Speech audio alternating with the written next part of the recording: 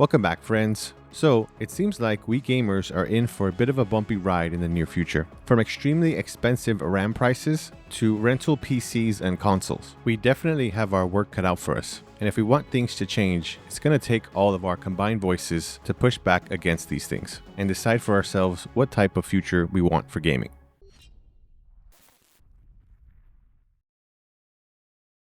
So to get right down to the most obvious situation here is RAM shortage. So if you've been a PC enthusiast or PC gamer within the last 10 to 15 years, you'll already have an idea of what makes a particularly powerful computer. That is, of course, the CPU, the GPU, and the RAM. Now, with RAM, it's always been something that you've always kind of been on the more cautious side of things, essentially meaning that you typically try to get more RAM rather than less RAM. And that's because a lot of programs do take a lot of RAM and a lot of heavy programs require that. So with that said, typically gamers tend to scoop up quite a lot of RAM. However, due to the revolution of AI and AI supercenters, there has recently been a shortage of RAM. That's because a lot of these supercenters have made deals with the companies that produce the RAM, and because of this, there's a lot less of it to go around, especially for PC enthusiasts. Along with the RAM shortage, there are also other companies that create and provide the CPU and GPUs for computers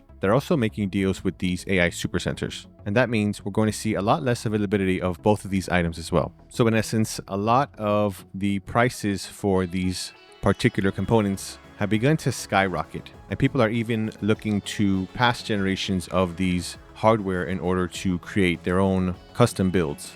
Now, I know it might seem like a PC-centric issue here, but you have to think critically about the scenario. And what I mean by that is that this is going to very clearly affect console players as well. And that's very simply because consoles are created using the same type of hardware as computers. So once again, GPU, CPU, and RAM. And if all of these things are in very short supply, that means that the cost of consoles will increase as well. And that will include any future consoles that are in current production. So if you're thinking about getting a PS6 in the future, you may be shutting out double or triple the amount that you paid for the PS5. And now we're already starting to see signs of what this type of situation has caused. And that's in regard to the limited availability of the Steam Deck. And now while the Steam Deck itself was mainly niche and directed more towards PC enthusiasts who already have a PC and Steam account, it gives credence to a lot of the fears that gamers already have about being able to get a hold of the type of consoles that they're interested in. So currently the Steam Deck is not available, or if it is, it's being brought back in small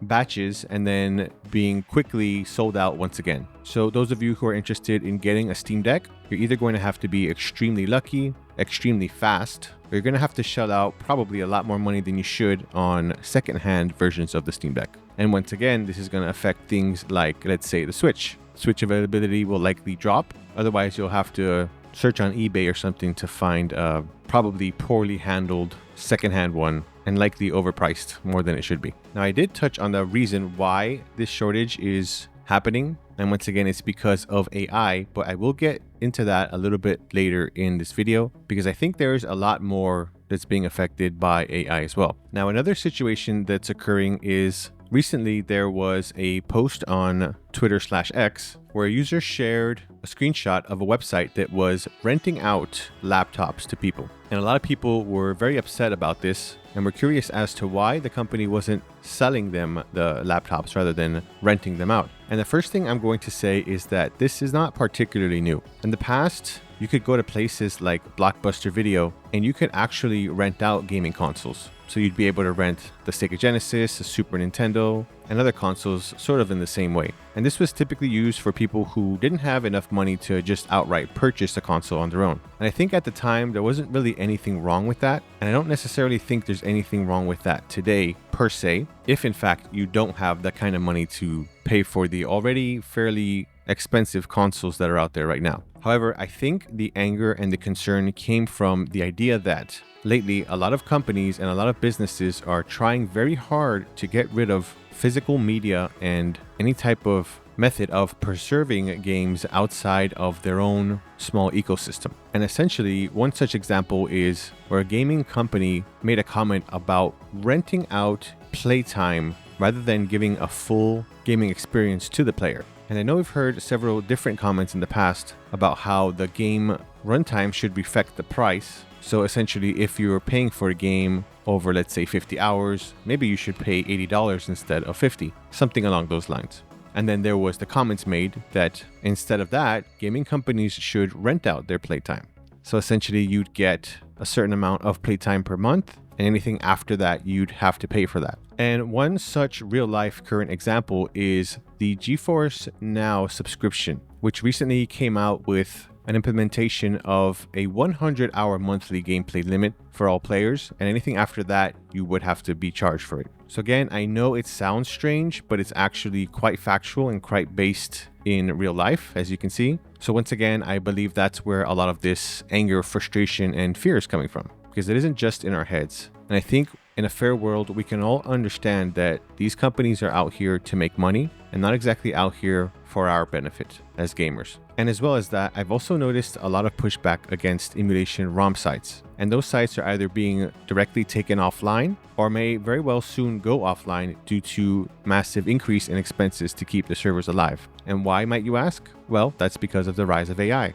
And all of these services and all of the components and everything else that's involved in creating the systems and keeping those servers and systems online will eventually increase to the point where a normal person won't be able to realistically be able to pay for this and keep that form of games preservation alive. Now, once again, if you've been following, there is a theme here, and the theme is very clearly the rise of AI. Now, currently, there is a huge wave of AI hysteria going around, and that's both positive and negative. So on the negative note, a lot of people are very upset with anything that has to do with AI, and this goes both for things like creative endeavors such as artwork, storytelling, and gaming, and also a lot to do with real life and how it can sort of blend and confuse reality with fiction. So I think there are a lot of good reasons to be concerned about AI and the type of things that can unfortunately be used in a negative connotation with those systems, but I don't think everything is a net negative with AI.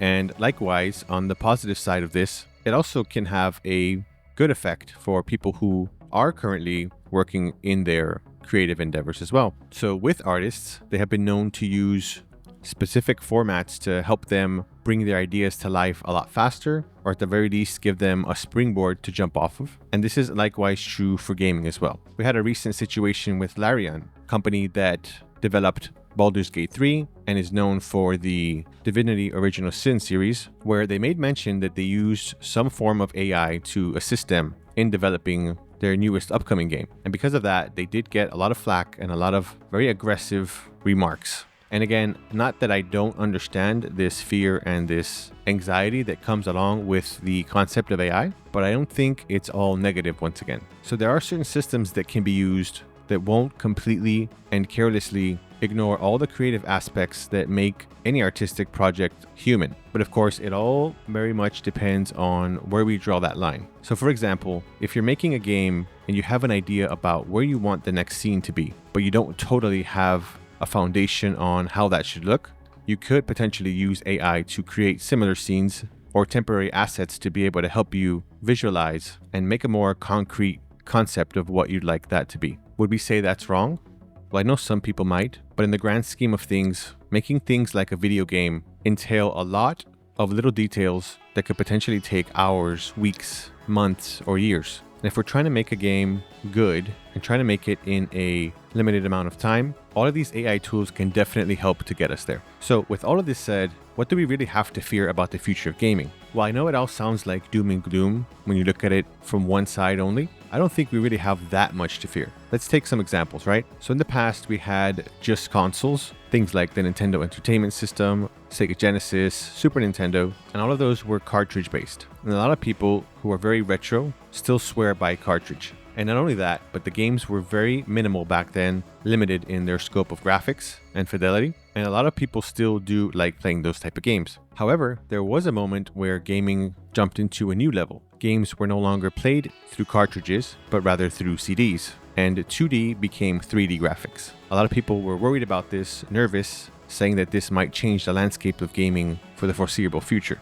And truthfully enough, it did, but not necessarily for the negative. It changed, but it didn't completely change what made a game a game. And likewise, it did not destroy the previous rendition of video games. As we can see, there are still plenty of consoles out there that you can buy online or through eBay and that people keep because they enjoy playing that style of video game. The same thing also happened with mobile games. And to date, some people are still heavily against mobile games. Even in my own comments section, they were flaming me about it. So it's not that I don't understand, but if you take a deep breath and you look at the landscape of gaming now, all of the old style of games still exist. They didn't just suddenly disappear. Yes, over time we may see less and less of it, but that isn't to say that they've died out and are gone forever. They can exist in the same ecosystem, and people can enjoy one or many or all of them at the same time. There's no rule that says you're only allowed to like one thing and stay with that forever. Just like the console wars and PC gaming, no one says you only have to be rooting for one side and playing only one at a time. That's just silly. So what do I personally think about the future of gaming?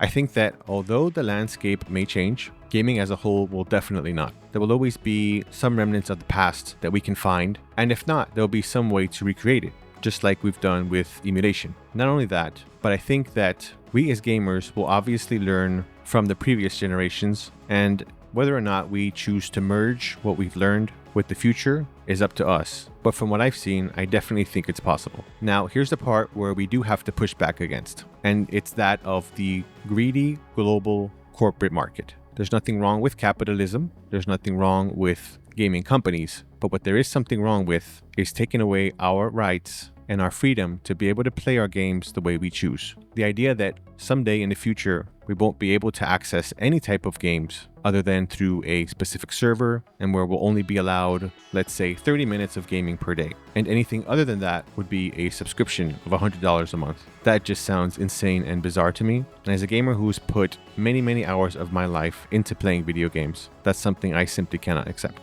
Not only that, but also the things that have to do with AI and gaming. Once again, I did mention that there is a very difficult point where we have to decide what's acceptable and what isn't acceptable for AI in our games. I saw a couple of posts on Twitter/X where they are sharing some videos that someone created with an AI engine that are something of a replica of other games that we've seen and played in the past. And while the AI engine was able to build a world in the same style of that game, there were a lot of things it couldn't do, and it was still very limited. However, these are the points where we have to discuss with each other and come to a conclusion on how much is too much. How much of what we're able to see and play right now can be an acceptable loss in the future of gaming through AI? Do we want non-stop carbon copies of the same games we've enjoyed in the past? And if we do, how exactly do we want to play those games and see those stories told? If it's nothing more than just a generalized copy of things that we already created and things that already exist, does the game itself even have a life or a soul? I personally don't like this idea that games can be created on the fly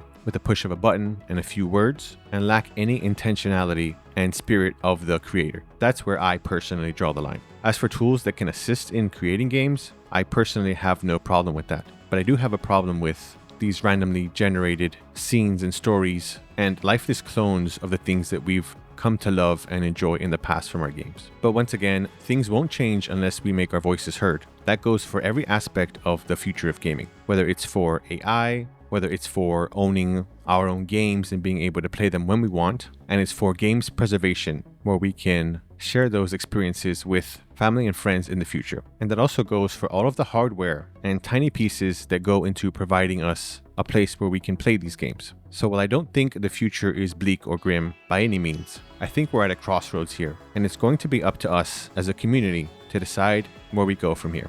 What about you? What do you think about the future of gaming? Are you a fan of AI, or are you completely against it? Do you think companies should be allowed to tell us how long we should be able to play our games? Or do you think we should be able to game with no limits? Let me know in the comment section below. If you like gameplay, narratives, game reviews, gaming news, and commentary, consider liking this video and subscribe to The Hero's Blade. Until next time, wish you all the best, and God bless.